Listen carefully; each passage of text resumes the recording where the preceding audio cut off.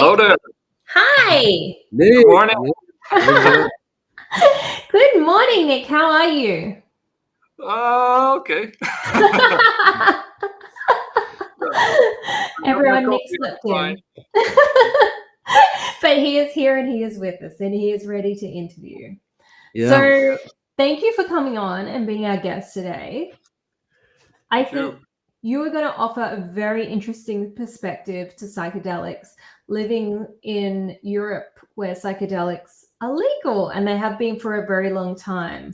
So can we just talk about like maybe your first experiences and your foray into psychedelics and generally mind altering substances? Yeah, like you say, in Holland, cannabis is and drugs, legal drugs are uh, everywhere. Especially in Absolutely. I mean, you got coffee shops, and they also sell coffee, but mostly it's it's other stuff. So I was familiar with cannabis quite early on, Mhm. late in my late teens, early 20s, that I started using some cannabis. I eventually stopped. I don't use it anymore. Mhm. But a friend of mine who was actually he studied psychology, and he was very interested in mushrooms. And at some point, he said to me and another friend, let's try these mushrooms because they are very interesting. And then he did a lot of research into it, and he's a smart guy. And we thought, like, yeah, why not? So, so we went to his place. Mhm. That was the first time that we did it, and he prepared everything, had the dose right. We drank it as a tea. I'm not sure how much he put in, but the effect was quite clear. Yeah, it's kind of like the usual stuff. Mhm. We did have like a sort of we made a session out of it, so there was like a sort of preparation and sort of mellow music, and to sort of settle down a little bit. And Mhm. he did his homework very well, but we were totally unprepared. Huh?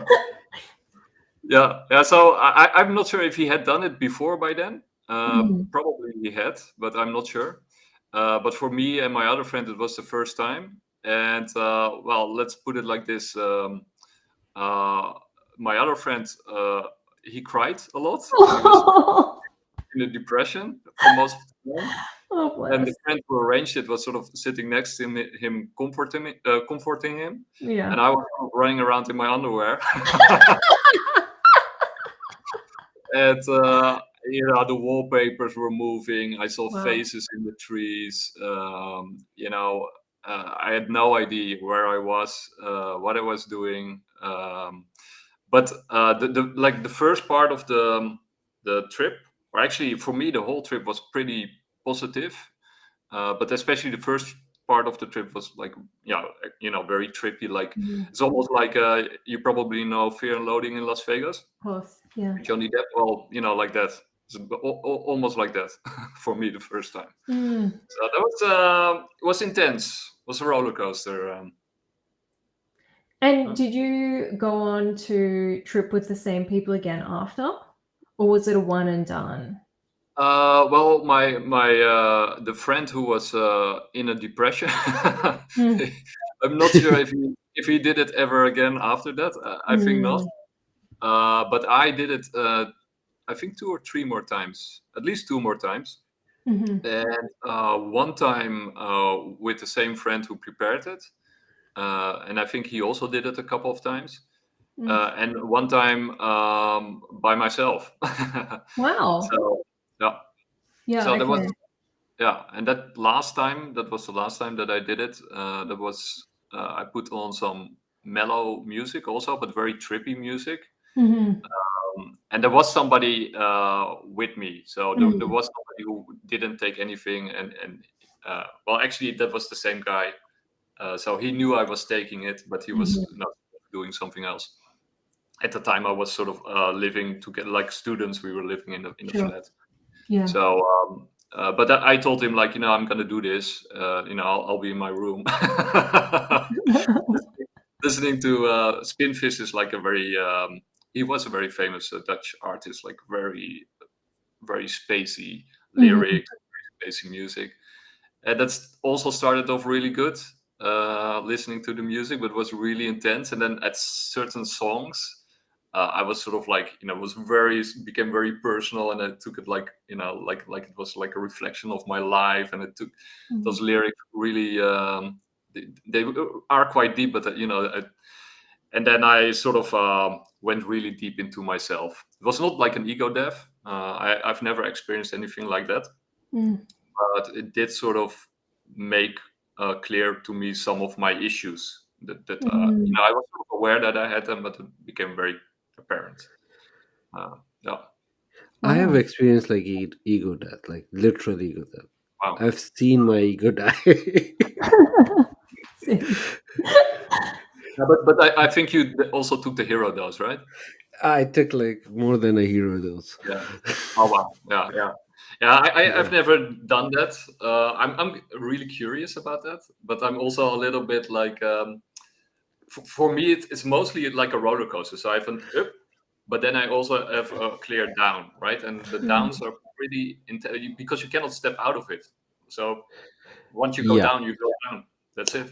Yeah, if there is like a point of no return. Once you cross that, you're not coming out until the whole thing is done. Yeah. Yeah. Yeah. Mm. Like, even if you try to throw up, it's not gonna work. Mm. Oh, by the Mm. way, there was also another one that I did. I think that was the one before that, which is a shame because actually somebody taped it, and we lost the tape. But it was really cool. He sort of interviewed me while I was tripping, which was really cool.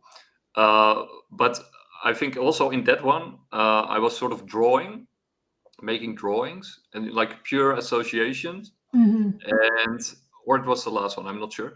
And then I also draw Russia and Putin and sort of sending ballistic missiles, but that was before Ukraine and all that stuff didn't Mm. exist back then. So there was I think I still have the drawing. It was sort of like a map of the world, and really funky, strange map. But part of it was also Russia sort of doing stuff, Mm. aggressive stuff. So weird. What a coincidence. Do you like you obviously said that was kind of like the last time you dabbled in psychedelics. So do you think that's left an impression on your day-to-day life and who you are as a person now? Yeah, yeah, definitely. It's sort of like it's one of those memories that always sticks with you, and that Mm. you. I mean, you'll never forget that. I mean, it's totally different from cannabis. Mm. Cannabis is also fun uh, because it's sort of you learn how to associate, and you learn the process of association. And I actually saw an interview with Veda where you can see that it can also be used to heal people by sort of changing the association with a certain condition, which I found very interesting. But with psychedelics, it's like it's like it's like a deep dive into yourself, and Mm. the positive and the negative, and it's like Absolutely. holding up a mirror to yourself. So yeah, it always stays with you. Yeah. And I Yeah. and I consider them positive, even though sometimes they were negative. The Yeah, experiences. absolutely. I was going to say that about your friend having like a bad trip and it for being emotional. And it's sort of like it's perceived as a bad trip, but it's probably actually just working through some personal stuff and not really knowing how to deal with that. Because obviously, when you're a teenager or you're younger and you're doing psychedelics, it's like you think it's a recreational drug, you don't see it as a psychological tool. So certainly someone having that thrust upon them and having no framework to put that in is very confusing, and it's just a negative experience, right? You don't think about it as unpacking some deep-seated psychological issues. Yeah, Yeah, I definitely. think that will fall into a good trip category because you work something out and Yeah, you're better person. But when we talk about bad trips, I mean they do exist, like really bad trips where you Mm. actually demons follow you, they try to kill you. I know a guy, he was telling me that he took mushrooms and then for 3 days he sees zombies following him, like dead bodies everywhere. Mm-hmm. He was like, he was DJ, I guess. He was in the club and he said like I was playing, wow, Mm-hmm. and I was high and I see just like dead bodies in the club everywhere. It was very freaky for me. Mm-hmm. So yeah, that is like a bad trip, like where you don't, you Well, just there was get bad things out of it. one of the things that I had. I think it was my last trip when I was listening to Spinfish, was that I sort of thought that I was while I was there. I thought that I was not really there, and that I was walking on the highway, sort of like randomly while cars were passing me by, and I felt like, oh my god, like what am I doing? Like, am I really here, or am I actually there walking on the highway? And I wasn't sure. So, sort of like I thought I was like sort of in denial or something. Mm-hmm. So and to me, I interpreted that as a control issue, that I sort of felt that I might not have like full control over my life. And yeah, that was sort of sort of like a revelation that I had to sort of let loose a lot of that stuff. Mm-hmm. Did you talk to any entity? Me? Yeah. Uh, Not that I'm aware of. They must have had a boring conversation, because I haven't noticed any. No, No, no. that's good actually. Yeah. Well, except the faces in the trees, but I didn't talk to them, so Yeah. no. You know, before taking psychedelics, considered I didn't even consider them alive. I knew they are alive, but I never considered them like real life, right? I thought they just grow and everything. But after my psychedelic trips, I know that they are more alive than any human, or at least any animal out there. They're like a very higher form of life, very Mm-hmm. spiritual form of life. I literally came up with this theory that trees created humans so we can preserve them, Mm-hmm. because we generate something which they need to survive, which is carbon dioxide, and then in return they give us oxygen. So it's like a symbiotic relationship between us. And we definitely know that tree came before any life, right? Any other biological life. So it's like tree just formed humans so we can preserve, and now we are going against it and we are cutting our trees, so it's not good.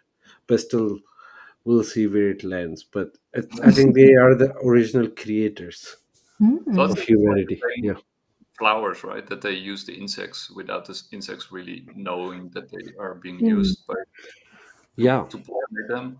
But Yeah. what you just said, I wasn't aware until a few years ago that there was this period in the Earth's history when you had that the Earth was covered in fungi, right? That you Yeah. had like giant fungi trees, and spores were flying everywhere.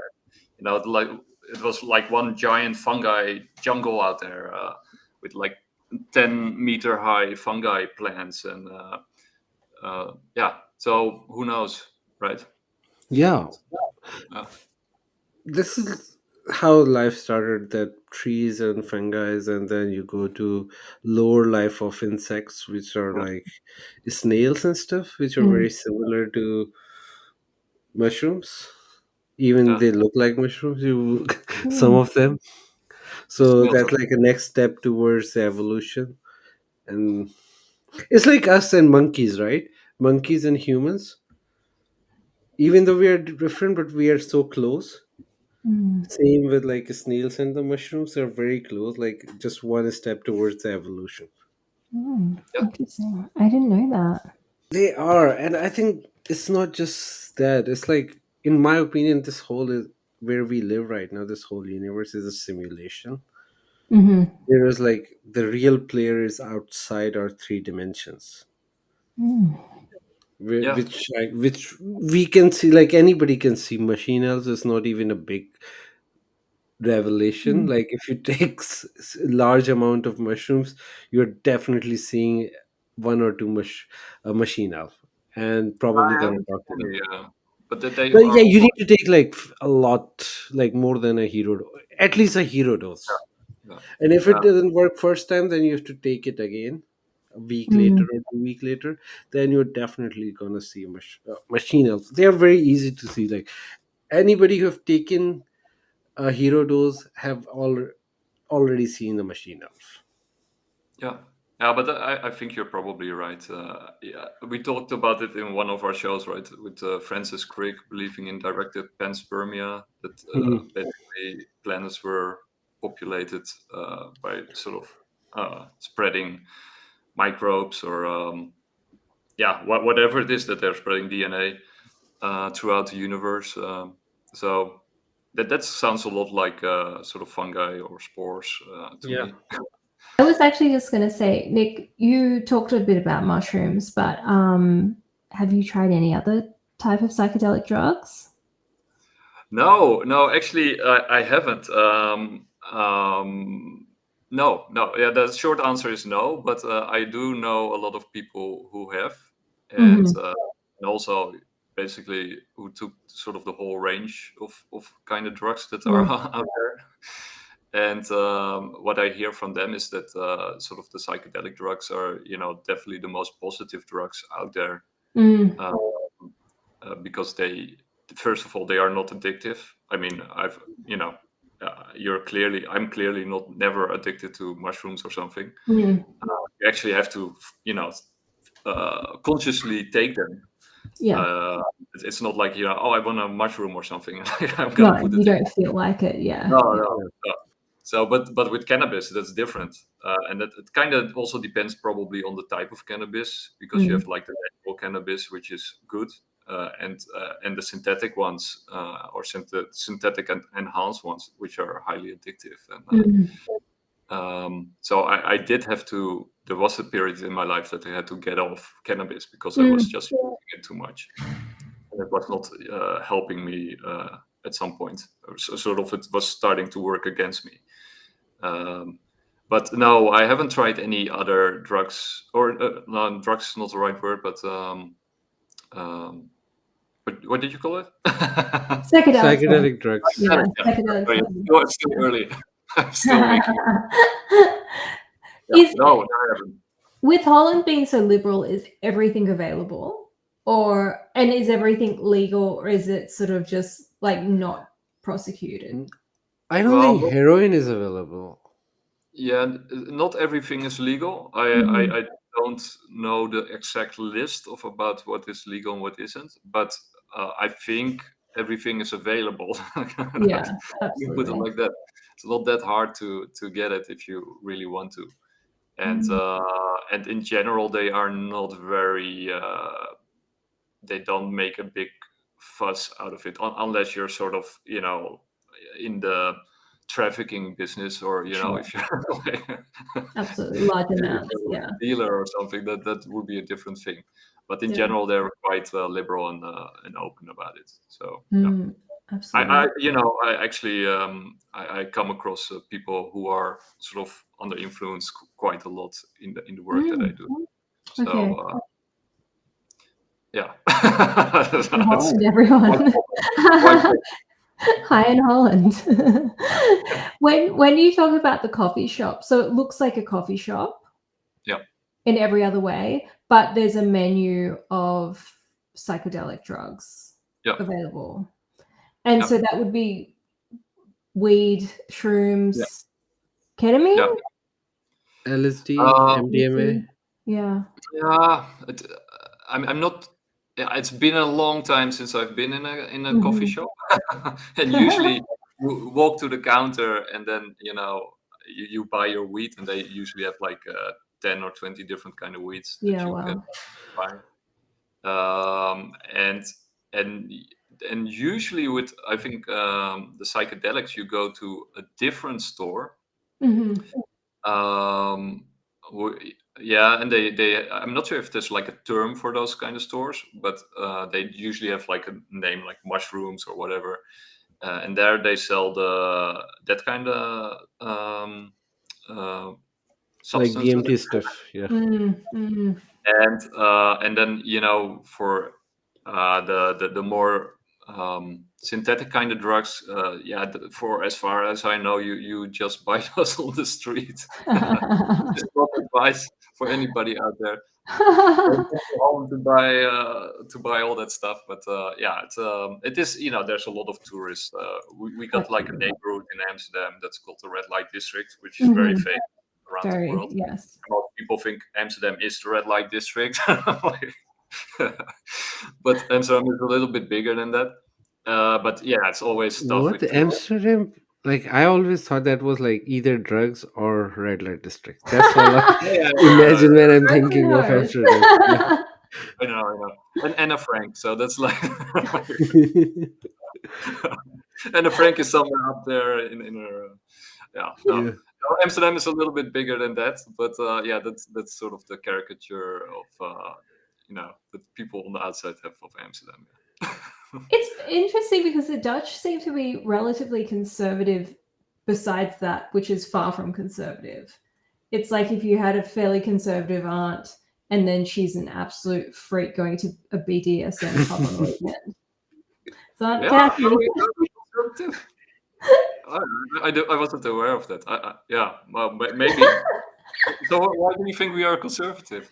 It's just the the traditional culture. So the style of dance, the clothing, the windmills, the flowers. Yeah, but that's also that's sort of Volendam with the wooden shoes and that kind of stuff. Yeah. But there's not. I think there's maybe one or two places that people might actually wear that. But in general, that is sort of like that's all basically for the tourists also. Yeah. Okay. Like Do you wear clogs? Huh? Do you wear clogs? Yeah, of course. Show us your clogs. For a run or something. Yeah, it's like tuck when you walk. People know that you're coming, right? So they can get out of the way. There's no secret murders. They coming. We all wear wooden shoes, like it's a standard issue. I love it. Nice. All right, well, we're done, guys. Thank you so much, Nick. You were so interesting to talk to. I appreciate your time, and we will chat with you very soon. Okay. Bye, Nick. Take care. Bye. Take care.